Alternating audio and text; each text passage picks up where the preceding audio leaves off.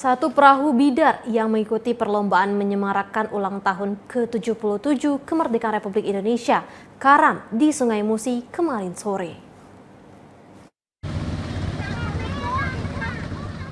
Lomba bidar yang berlangsung kemarin sore dibuka oleh Gubernur Sumatera Selatan Haji Herman Deru. Pada babak final, salah satu dari 4 peserta lomba mengalami kecelakaan dan gagal mencapai garis finish akibat karam.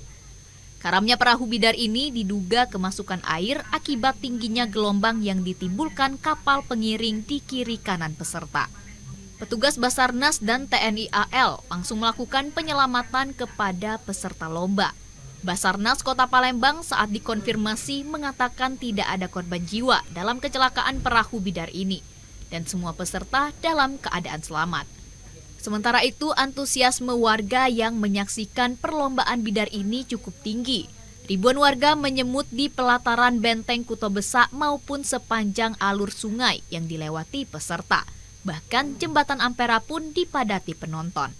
Kemeriahan warga menyaksikan lomba bidar sebagai bentuk ungkap gembira setelah hampir 3 tahun dilanda pandemi COVID-19. Adi Gunawan, TVRI Sumsel melaporkan.